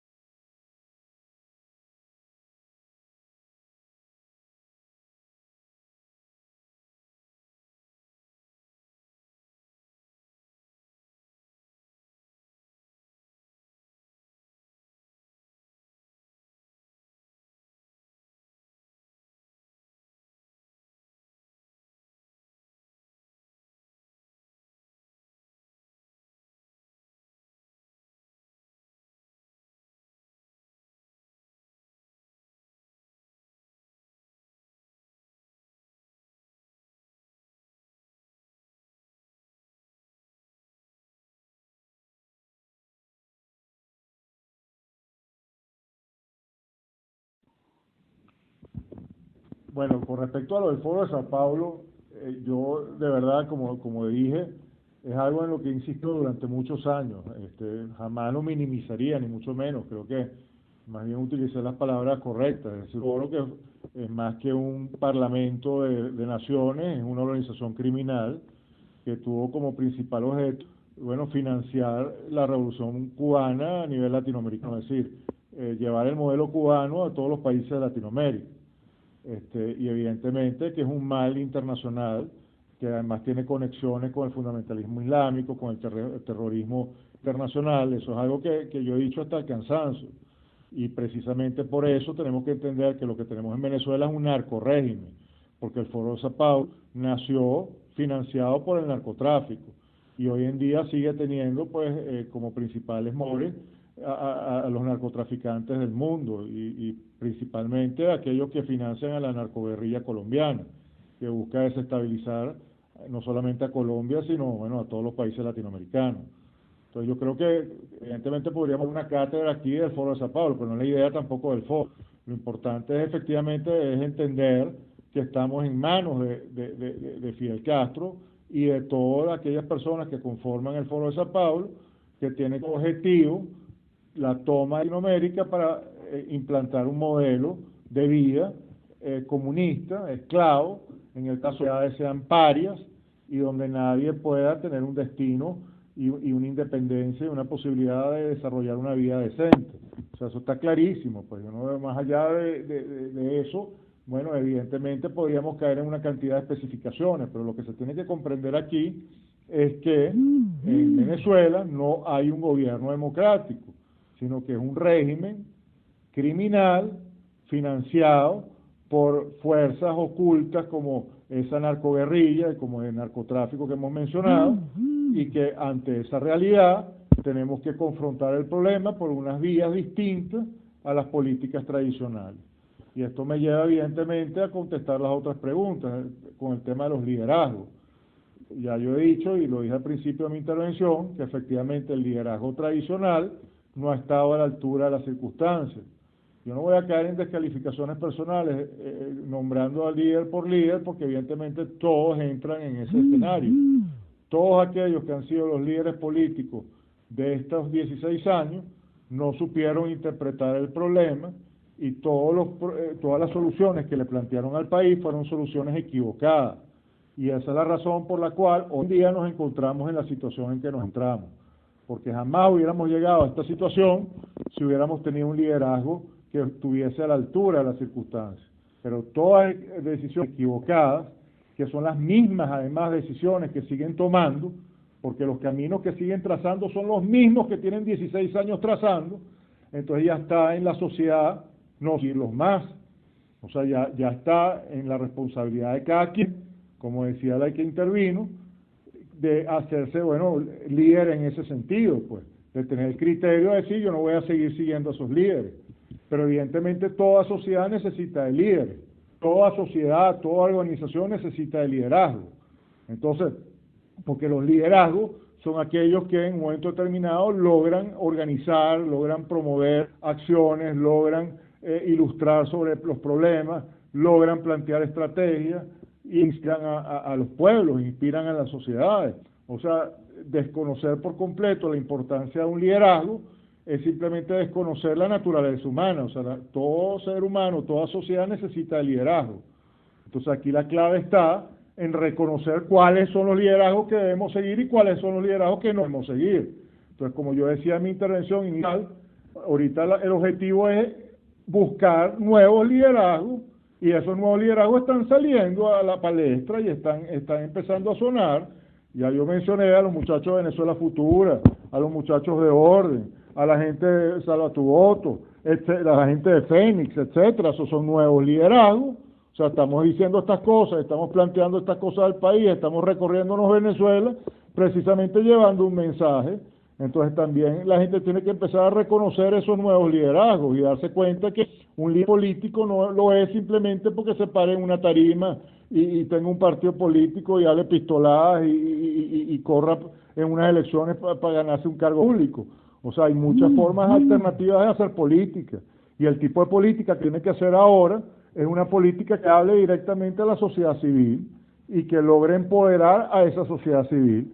Entonces el objetivo es reconocer dentro de esa sociedad dónde están esos líderes y darles fuerza y darles plataforma y contribuir a que sus voces se escuchen con cada vez mayor legitimidad, para que entonces sean capaces, con esa fuerza y con ese reconocimiento, de plantear al país nuevas salidas, nuevas alternativas y nuevos caminos que lo conduzcan a direcciones, bueno, distintas, a una dirección que efectivamente conduzca hacia la libertad y hacia la posibilidad de hacer un gobierno con gente competente, con gente profesional, que logre levantar a Venezuela de esta pesadilla y llevarla hacia esos nuevos horizontes de primer mundo que perfectamente bien puede alcanzar. Pero yo creo que hacemos un flaco favor a la lucha si dejamos de reconocer la importancia de darle fuerza a los nuevos liderazgos y de promoverlos y de ayudar a que los voces suenen. Eso es primordial, porque si los hay, o sea, sería muy injusto decir que no existen personas que han venido tratando de abrirle los ojos al país y que han planteado escenarios distintos. Lo que pasa es que la gente insiste siempre en los mismos de estos 16 años que han una y otra vez llevado al país a la catástrofe, y son los mismos que siguen planteando las cosas. Bueno, evidentemente yo creo que si la sociedad le sigue dando reconocimiento y lo sigue apoyando, pues esos serán los días que tendremos. Pero si la sociedad reacciona y comienza a reconocer otros liderazgos, y esos liderazgos empiezan a aparecer en la palestra con fuerza, entonces a lo mejor cambiamos la historia. Pero los liderazgos son necesarios, porque de lo contrario nos quedamos en la apatía, y esa desidia de la que hablábamos se transforma en el clima nacional, y de ahí no vamos a salir nunca. Entonces, para poder levantar al país de la apatía y para poder levantar al país de la desidia, se necesitan unos cuantos locos que muevan la mata, que muevan la mata una y otra vez hasta que empiecen a caer los frutos, porque si no estamos fregados, pues. Entonces, bueno, es muy importante que se les dé fuerza a esos liderazgos y se les reconozca y se les dé también, caramba, reconocimiento de verdad y se les respete, porque también es una falta de respeto no reconocerlos y darle la espalda, simplemente porque no son los sospechosos habituales, porque no son los que salen todo el tiempo en la cámara de televisión. Es importante porque una de las razones por las cuales esos nuevos liderazgos les ha sido tan complicado posicionarse en el país es precisamente porque los han vetado, porque las cosas que se han dicho son anti-status quo, que cambian el juego, porque rompen el juego, porque le quitan a la fiesta, pues lo que yo decía antes, porque le pinchan los globos a la fiesta. Entonces la gente no los quiere escuchar y les quitan las cámaras, le quitan los micrófonos, le quitan la oportunidad de darse a conocer. Entonces ahorita la tarea es pescar en las aguas hasta que se pesquen esos liderazgos, y una vez que se pesquen esos liderazgos, caramba, posicionarlos en las matrices de opinión y darle fuerza. Esa es la clave. Bueno, cambio. Creo que respondí las preguntas. Ha sido verdaderamente un placer compartir con ustedes. No sé si tendrán una última reflexión, pero yo por mi parte creo que ya cumplí con mi objetivo. Cambio. Buenas noches, Venezuela SOS. Claramente estando acá nuevamente oyendo la intervención del doctor Aspurua. Quería hacer una reflexión y una pregunta. Cuando el doctor Aspurua habla de nuevos liderazgos, cosa que es verdad, nosotros hablamos en Venezuela de que tiene que haber una rebelión en las regiones, pero también una rebelión en los liderazgos, pacífica y constitucional, como lo planteamos en nuestro proyecto. Yo creo que una de las cosas o de las problemáticas que se ha venido planteando de una manera equivocada en Venezuela es creer que el problema de Venezuela es porque se han manejado la política mal en los últimos 15 años. Y nosotros creemos, respetuosamente, que no es en los últimos 15 años que se ha manejado la cosa mal en Venezuela, sino en los últimos 35 años, cuando el modelo del Estado federal de poder centralizado en Venezuela cumplió su ciclo de vida y no fue sustituido en aquella época de los años 80 aproximadamente. Yo creo que si le diéramos ese enfoque a este problema, no desde el punto de vista que la culpa de lo que está pasando es solamente del chavismo, sino que la culpa es porque el chavismo llegó a consecuencia de algo que venía mal de la Cuarta República, sino que identificamos perfectamente cuál es el origen estructural de la crisis venezolana, que no es más que ese centralismo acervado y fuertemente plasmado en las constituciones que hemos tenido desde la 1811 hasta la de 1991 inclusive, que han sido un cálculo, una de la otra y de la otra y de la otra, de acuerdo al ropaje que se quiera poner el presidente de turno. En el momento que entendamos eso en Venezuela y que tenemos que cambiar ese modelo por un modelo de Estado federal de poder descentralizado como el que usan todos los países del primer mundo, que tienen las calidades de vida más altas de planeta, y le empecemos a plantear a los venezolanos cuál es ese cambio estructural y explicárselo perfectamente que necesitamos todos, en ese momento todos los venezolanos comenzaremos a solucionar la grave problemática que tenemos en el país. Este problema no se arregla cambiando un presidente por otro ni un gobierno por otro, se arregla cambiando modelo por otro. Cambiando presidentes por otros y gobiernos por otros, tenemos desde los años 80, cambiamos al presidente Carlos Andrés Pérez por el presidente Caldera, cambiamos al presidente Caldera por el presidente Chávez y cambiamos al presidente Chávez por el presidente Maduro, y en eso tenemos 35 años. Y cada vez que cambiamos de presidente o de gobierno, hemos visto como las cosas han venido muy mal, decreciendo en Venezuela. Entonces, no es el problema solamente de cambiar el que está manejando el autobús. El problema es más estructural.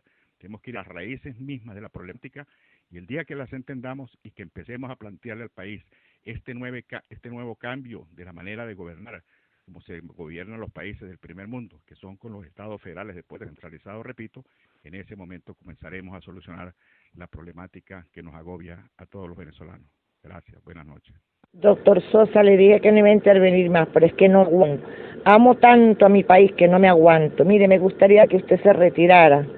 Se me había olvidado un tema muy importante que quería que usted conversara por aquí. ¿Qué usted opina de esos personajes que están fuera de Venezuela dándose la gran vida y están buscando una masacre en Venezuela con la famosa llamada salida cívico-militar, en la cual yo la palabra cívico la pongo en la letra más mayúscula y grande que se pueda extender, y la militar la más pequeña que pueda haber? ¿Usted cree que en estos momentos donde Venezuela necesita una salida para antes de ayer, ni siquiera para mañana, que vengan estos personajes desde afuera a ser idolatrados e idolados por muchísima gente que los sigue, que los ven como ídolos y están muy cómodos fuera de Venezuela, a imponernos a nosotros que salgamos a que nos masacren, que nos den, que nos maten a todos, y ellos están cómodamente? Y hace poco tiempo ellos se le fue, porque el pez muere por la boca, y llegó a decir que al haber una salida cívico-militar, esto tardaría unos 5 o 6 años en volver a ser la Venezuela que era antes. Me gustaría, con todo respeto, señor Sosa, porque le digo, no me aguanté. Yo dije, esta pregunta tengo que hacérsela.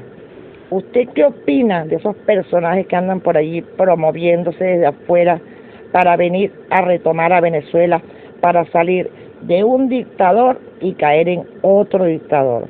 Cambio y gracias. Sí, rapidito, Juan Carlos, creo que en mis preguntas las olvidaste. Era con respecto a lo del la validez del voto nulo, si deberíamos implementarlo en el momento de la reconstrucción nacional, y la segunda vuelta, al igual que como lo hacen en Colombia, ambos para defensa del descontento del pueblo ante unos candidatos ineficientes. Cambio. Juan Carlos, yo lo que te quería decir es que la retencia necesita un liderazgo como tú. ¿Por qué no lo asumes y nos diriges? Cambio. Precisamente tomando el tema de los era una de las preguntas que yo quería hacer y se me adelantaron. Le pregunto, con mucho respeto, ¿sería usted esa alternativa de uno de esos líderes que necesita Venezuela? Cambio.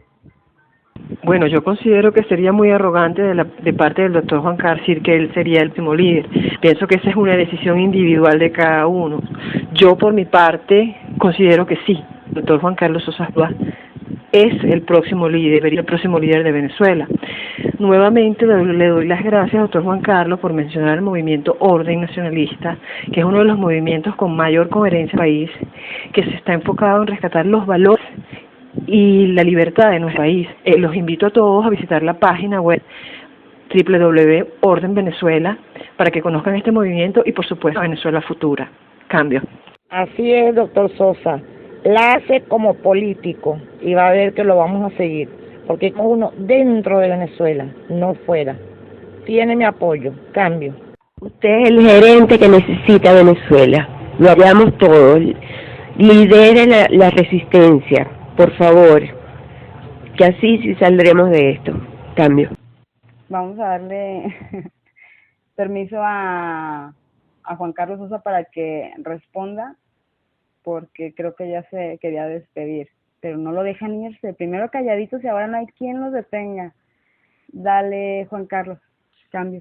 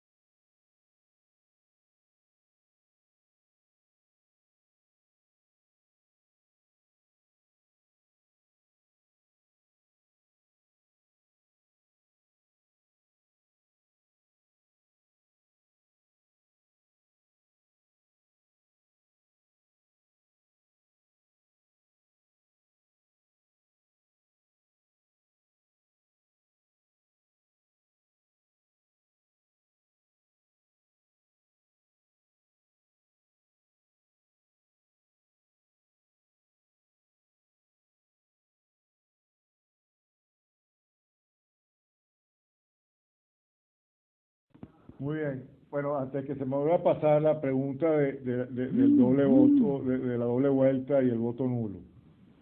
Yo no creo en votos nulos, porque votar nulo al final del día es votar también. O sea, es ir el día de la votación y engrasar la maquinaria fraudulenta, la máquina de los trucos, hacer presencia y que se vea que hay participación en la gente, o sea, que la gente sigue creyendo en lo electoral. Porque voto nulo, no voto nulo, lo que hay que recordar es que los resultados los canta el régimen. Y como decía Stalin, al final del día, quien cuenta los votos es quien gana las elecciones. Y aquí quien cuenta los votos sabemos quién es. Entonces, voto nulo me parece una pérdida de tiempo. Lo que tiene que hacer la gente para protestar es simplemente desconocer ese juego. No formar parte de esa farsa. No formar parte de ese entramado en donde dos agentes, uno que se llama PSUV y otro que se llama MUD, se están repartiendo unos espacios de cohabitación mientras Venezuela se destruye. O sea, el juego aquí es que la sociedad civil cambie el curso de los acontecimientos, desvíe el río hacia otra dirección. Y por supuesto, una primera tarea es no participar en esa farsa. Yo no estoy haciendo llamados a abstención. Cada quien tiene que hacer lo que su conciencia le dicte. Pero yo lo he dicho muy claramente, lo que soy yo no participo en estafas. Y las elecciones en Venezuela son una estafa. De eso no queda la más mínima duda. Entonces lo que uno tiene que hacer es simplemente no participar en ese juego macabro que controla el régimen, que permite legitimarlo, que permite oxigenarlo, permite disfrazarlo de democrático. Está muy claro. Con respecto al asunto de la segunda vuelta, una vez que tengamos otra Venezuela, por supuesto que me parece que es una medida perfectamente aplicable y necesaria.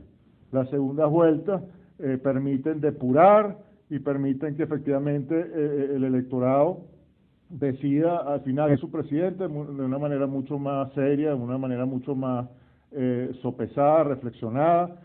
Se permite, además, en esa segunda vuelta, que las dos personas que tengan mayores probabilidades hagan las coaliciones y hagan las cosas que necesitan hacer para que los gobiernos que desemboquen de esos procesos tengan mucho más solidez y más utilidad, más reconocimiento del público, reconocimiento de la sociedad.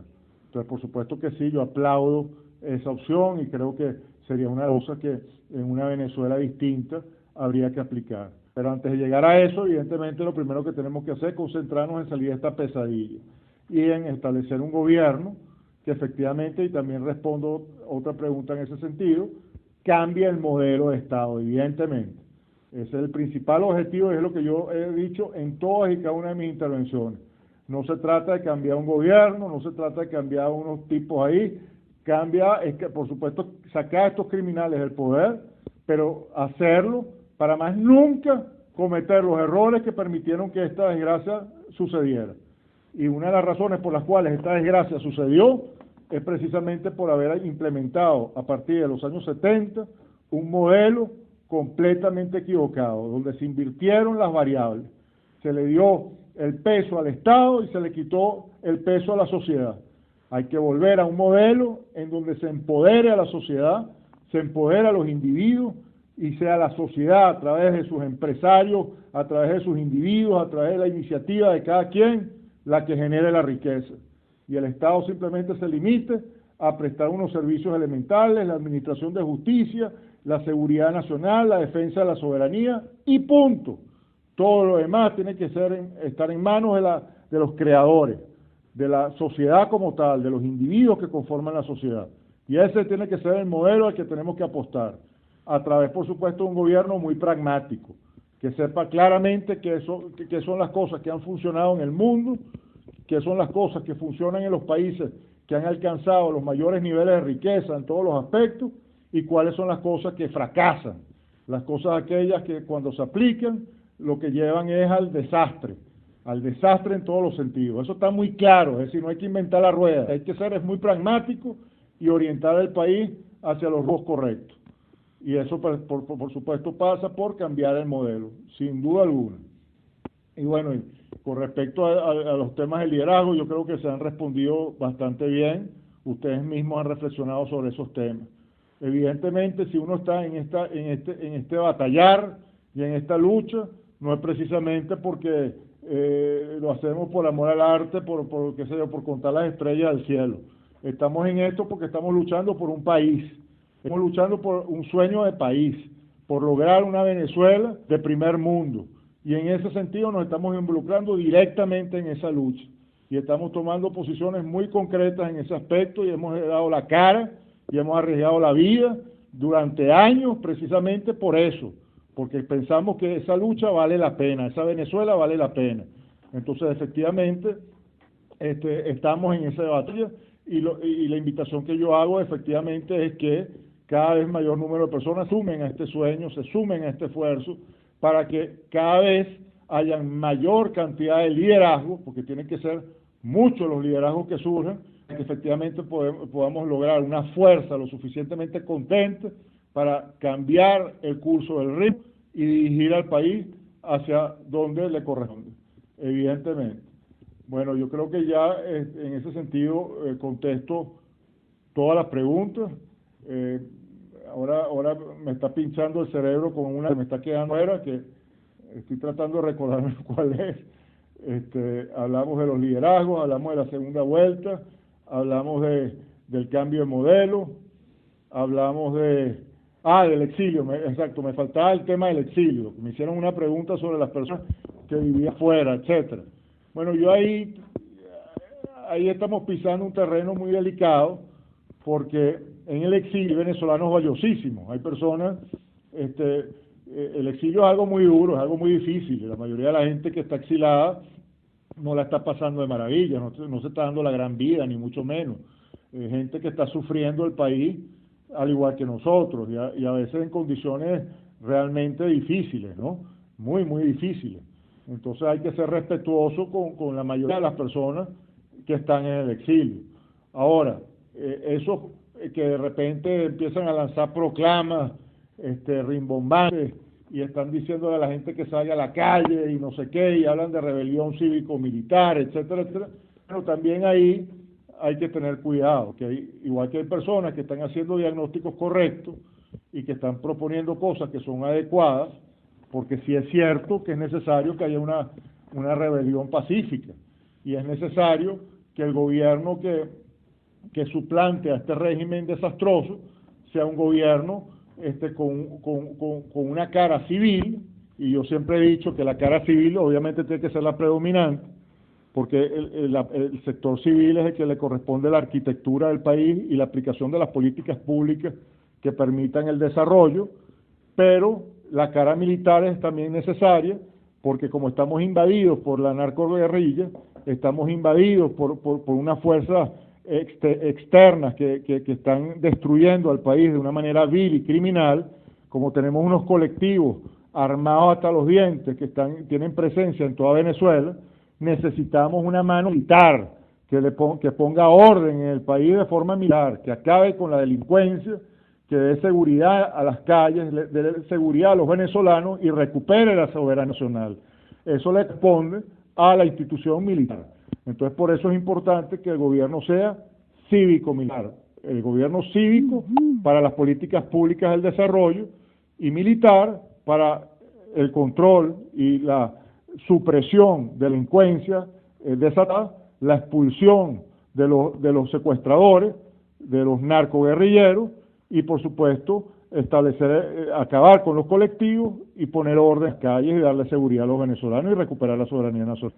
Ahora, con respecto a eso que hacen los llamados, yo lo que soy es muy celoso, digamos, soy muy cuidadoso de no darle plataforma, si se cree, a aquellos que van levantando unas expectativas locas, irracionales, como muchos de que quizás algunos tienen en mente, que de repente están hablando de acciones inminentes y crean unas expectativas altísimas, totalmente vacías, irresponsables y carentes de todo conocimiento real de las cosas.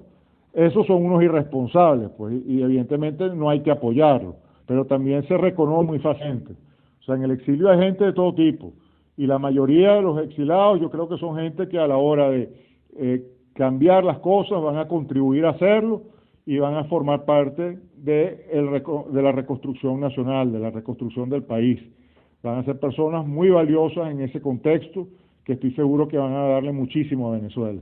Entonces, bueno, yo aplaudo el exilio, pido a aquellos que hacen esos llamados irresponsables a que tengan mucho más cuidado, a que no estén hablando pistoladas si no saben, porque generan unas expectativas que cuando se caen, entonces lo que provocan es desmoralización en la gente, escepticismo, incredulidad, la gente deja de creer en las personas, etcétera, etcétera, etcétera. Creo que hay que tener mucho cuidado con esos llamados, ¿no? Por eso yo decía al principio de mi intervención que es muy importante pisar tierra y ser muy realista y hablar las cosas con fundamento. Ay, no quería pisar porque creí que se me había caído a mí la conexión, porque ya no escuché a Juan Carlos Sosa al final. No sé si quieras otra pregunta, Juan Carlos, o ya hacemos el cierre. Tú dime. Excelente. Bueno, entonces simplemente lo que faltó por terminar de decir fue eso, que esos personajes que tienen el exilio haciendo llamados abiertos y generando unas expectativas grandísimas de las que van a pasar y hablan así de la tapa a la barriga para afuera, sin fundamento, generando esas expectativas que se desploman muy rápidamente, tienen que tener mucho cuidado. A mí eso sí me parece una irresponsabilidad, porque generan en la gente desilusión, escepticismo, incredulidad, etcétera, etcétera, etcétera, y hace mucho daño a la lucha. Por eso hay que ser muy cuidadoso, y las cosas que se planteen tienen que tener fundamento, y a la hora de hacer convocatorias que uno pueda de alguna manera organizar de manera profesional, bien, con fundamento, porque hacer convocatorias al aire, esperando que las cosas pasen por generación espontánea, es una gran irresponsabilidad, porque esto es una lucha muy difícil, muy compleja, lo que estamos enfrentando es una cosa muy fea, entonces no está para improvisaciones, ni para irresponsabilidades, ni para superficialidades, ni necedades. Entonces yo lo que le pido a esos individuos que andan en ese plan que tengan cuidado, que traten de aguantarse y que sean más serios, pues, porque le hacen un flaco favor a la lucha. Ahora, la gente yo creo que tiene que dar cuenta también de quiénes son esos individuos, y lo que tiene que hacer es no seguirlos y no darles eco, para que sus voces no tengan mayor influencia en la moral de la gente, pues. Pero para concluir, yo quiero más bien abrazar al exilio en su inmensa mayoría, porque la mayoría de los exilados son venezolanos valiosísimos, que además en sus contextos están haciendo un trabajo importantísimo, porque hay gente afuera que está trabajando todos los días por Venezuela. Entonces yo creo que es importante darle su reconocimiento y contar con ellos para la reconstrucción del país. Bueno, ahora sí quiero agradecerles profundamente su participación en el programa de hoy, el que me hayan escuchado, su apoyo, la energía que me imprimen por saber que ustedes están allí, la invitación a estos programas, la ventana que me abren para que yo pueda exponer mis ideas, etcétera. Yo lo valoro muchísimo y me da una gran energía y una gran esperanza y una gran inspiración. Entonces, muchísimas gracias. Yo quedo a la orden para futuras ocasiones. Cuenten conmigo y les recuerdo que me pueden escribir por mi correo, por mi Twitter, que es @jcsosburba, y también pueden mis videos en nuestro canal de YouTube, que es Venezuela es Fénix. Los invito a todos a que vean esos videos, que vean nuestras entrevistas y que nos ayuden a difundirlos, porque en la medida que difundamos esas ideas y hagamos más foros, más presentaciones, más visitas a los estados de Venezuela, vamos a ir creciendo. En la medida que vaya creciendo, vamos a ir teniendo cada vez más fuerza. Y esa es la fuerza que vamos a necesitar para que podamos liderar a la sociedad civil hacia el camino correcto, que nos conduzca hacia la libertad y a ese gobierno de reconstrucción nacional que todos estamos pidiendo a gritos y que necesitamos. Bueno, muchísimas gracias, un fuerte abrazo a todos. Cambio y fuera. Ok, bueno, voy a intervenir aquí en vista de que la participación es fuerte, antes de que intervengan los demás. Quiero agradecer a todos los usuarios, Juan Carlos, a ti, a Noel, en especial a ustedes dos, por su receptividad con nosotros. Quiero que sepan que sí, que estamos trabajando con los nuevos líderes, en respuesta también a la usuario Anonymous. Ya estamos contactando a Orden, y bueno, a Roderick, a Noel, para futuras visitas. Ellos van por el grupo Orden, va a estar por aquí la próxima semana. Y quiero agradecerle a todos los usuarios y activistas su presencia el día de hoy. Y bueno, muchas gracias. Venezuela SOS es su casa. Juan Carlos, esta es tu casa. Noel, esta es tu casa. Y estamos muy agradecidos. El Twitter del canal, no olviden decir a Juan Carlos, Noel, el Twitter del canal es @BZLA SOS. Muchas gracias a todos por su participación. Cambio. Muchas gracias, Juan Carlos, por aceptar esta invitación, y esperamos tenerte de nuevo por acá muy pronto. Y a Noel también, pues muchísimas gracias por toda la lata que le dimos, y ojalá también, bueno, con Noel ya está cuadrada una charla para que no se la pierdan el día 4 de agosto, martes 4 de agosto. Muchas gracias a los dos y a todos los usuarios que están con nosotros día a día aportando su granito de arena. Cambio.